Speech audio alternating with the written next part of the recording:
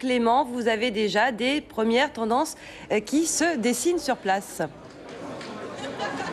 Alors pour l'instant, il n'y a aucune tendance, aucun résultat partiel officiel. Par contre, ce que je peux vous dire, c'est que du côté de François Hollande, on s'est organisé, on a mis en place un système de bureau test. Alors il faut être très prudent parce que jamais le PS n'a organisé une primaire ouverte. Donc mettre en place des bureaux tests, c'est assez risqué. Mais de ces bureaux tests, eh bien, selon l'entourage de François Hollande, il résulterait une confirmation des tendances qu'avaient annoncé les sondages avec plus de 10 points d'écart entre Martine Aubry et François Hollande à la faveur de François Hollande. Mais évidemment, dans l'entourage des autres candidats, on appelle à être très prudent, à ne pas se laisser intoxiquer par ce système de bureau test. Un proche de Martine Aubry nous confiait tout à l'heure que pour l'instant, il avait des résultats contradictoires dans un sens comme dans l'autre en fonction des bureaux de vote.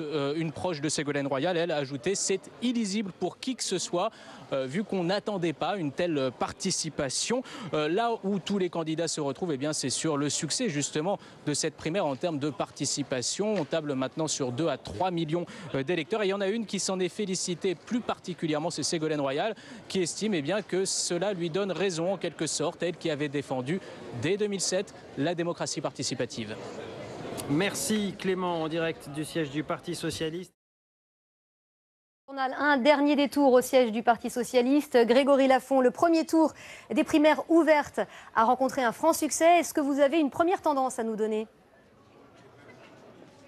Pas de première tendance, Nathalie, pas de résultat non plus, parce qu'il est encore trop tôt. Les dépouillements durent très longtemps. Et pourquoi durent-ils longtemps ? Eh bien parce que la participation à ce scrutin a été très forte dans la fourchette haute de ce qu'attendait le Parti socialiste, 1 500 000 à 17h, ce qui fera très certainement plus de 2 millions au final. Et cette forte participation, eh bien ici, elle est vécue comme un premier succès.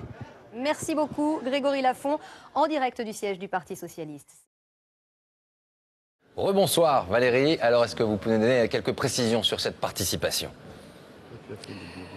La participation par la direction est donc estimée à 2 millions de votants. C'est au-delà des espérances clament en chœur les ténors socialistes. Mais surtout, je peux vous donner d'ores et déjà sur 180 000 bulletins de vote dépouillés. 180 000, c'est évidemment pas beaucoup. Attention, puisque c'est sur 2 millions de votants. François Hollande arrive en tête avec 39% des voix. Martine Aubry, 31% des voix. Arnaud Montebourg arrive troisième avec 17% des voix. Ségolène Royal, 7%.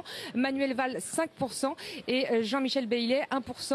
Alors attention, il faut bien être prudent puisqu'il s'agit seulement de 180 000 bulletins de vote dépouillés et vous savez que la participation est de à peu près 2 millions de votants.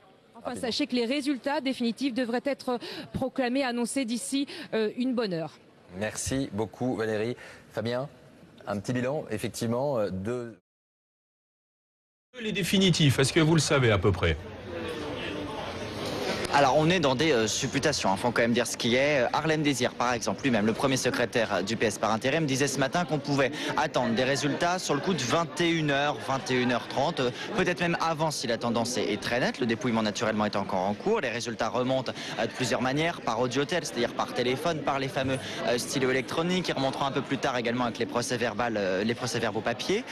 Naturellement, si la tendance est claire, on aura rapidement des résultats clairs. Si la tendance est nettement plus serrée, il faudra attendre davantage, ça peut vouloir dire 23 heures pour des résultats fiables, peut-être un peu plus tard dans la nuit si vraiment c'est nécessaire.